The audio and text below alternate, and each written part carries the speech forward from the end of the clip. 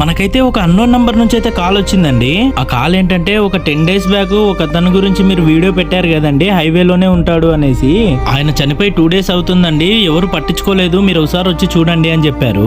ఆ మాట విన్న వెంటనే నేను చాలా షాక్ అయ్యాను. వెంటనే స్టాన్లీ బాబు అనే అన్నకైతే కాల్ చేయడం జరిగింది. అన్నకు కాల్ చేసి మ్యాటర్ అంతా చెప్పాను. అన్న వెంటనే స్పందించి పద అక్కడికి వెళ్దామన్నాడు. నేను స్టాన్లీ అన్న ఇద్దరు కలిసి అక్కడికి వెళ్ళాము. వెళ్లి చూడగానే ఆయన బతికే ఉన్నాడు. ఆయనకి ఏమీ కాలేదు దేవుని దయ వల్ల. ఆయన పరిస్థితి చూసిన స్టాన్లీ అన్న ఆయనతో మాట్లాడడం జరిగింది. మేము మరి రేపు వస్తాము, రేపు వచ్చి నిన్ను ఊరికి తీసుకెళ్తాము. ఊరికి వెళ్ళిన తర్వాత నీకు స్నానం చేపించి కటింగ్ షేవింగ్ చేపిస్తాము, నీకు ఓకేనా, మాతో పాటు ఊరికి వస్తావా అని అడిగారు. ఆయన అయితే సరే అన్నాడు. మరుసటి రోజు ఒక ఆటో తీసుకుని నేను స్టాన్లీ అన్న, మా సంజీవ్ అన్న, స్టాన్లీ అన్న టీము అందరం కలిసి అక్కడికైతే బయలుదేరాము. తర్వాత ఆయన్ని ఆటోలో ఎక్కించడానికి మన టీమ్ తో పాటు పక్కనున్న స్థానికులు కూడా మనకి సహాయం చేశారు. అందరూ కలిసి ఆయన అయితే ఆటోలో ఎక్కించాము. పాపం అండి, ఎన్ని రోజుల నుంచి ఇబ్బంది పడుతున్నాడో తెలియదు గానీ లేచి నడవడానికి అయితే రావట్లేదు ఆయనకి. నా కల్లారా ఆయన ఇబ్బంది చూసిన తర్వాత ఈ కష్టం ఎవ్వరికీ రాకూడదు అనిపించింది.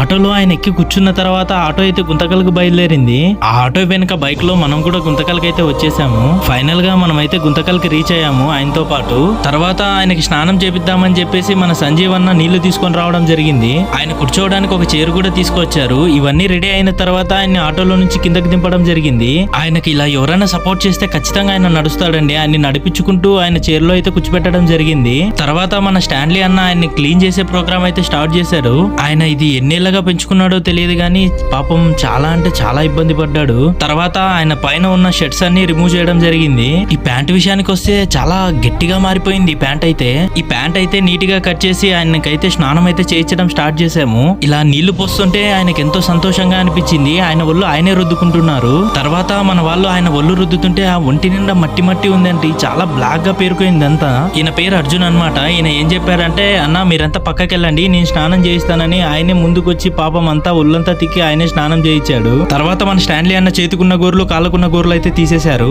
ఆయన కోసం నేను మన స్టాన్లీ అన్న విశాల్ మార్ట్కి వెళ్ళేసి కొత్త బట్టలు అయితే తీసుకున్నాము. ఫైనల్ గా ఆయన అయితే ఇలా అయితే రెడీ చేసాము.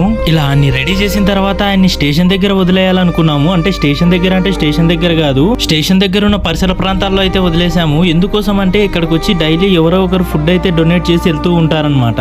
అండ్ ఇక్కడ జనాల్లో తిరుగుతూ ఉంటే మైండ్ సెట్ మారుతుందన్న ఉద్దేశంతో అయితే ఇక్కడ వదలడం జరిగింది. ఇక్కడే అసలు కథ మొదలైందండి. ఆయన ఇక్కడ ఈవినింగ్ 6 వదిలేమండి. తర్వాత ఆయన్ని వదిలేసాంలే అనేసి మనమైతే ఇంటికి వెళ్ళలేదండి. దాదాపు నైట్ 10 వరకు ఆయన అబ్జర్వ్ చేస్తూనే ఉన్నామండి. ఆయన అయితే సర్వైవ్ కాలేదు. సో నైట్ అయితే ఫుడ్ ఆయనకి తెచ్చిచ్చి ఒక చోట పడుకోబెట్టి, అన్న మీరేం ఇబ్బంది పడకండి, మీరు మామూలుగా ఉన్న చోటుకి మీరు వెళ్తారా అని అడిగాము. అడిగితే ఆయన ఓకే అన్నాడు. అర్లీ మార్నింగే వెళ్ళి ఒక ఆటో తీసుకొని ఆయన ఎక్కడైతే ఉన్నాడో అక్కడే రిటర్న్ అయితే వదిలేయడం జరిగింది. సారీ అన్న, మీరు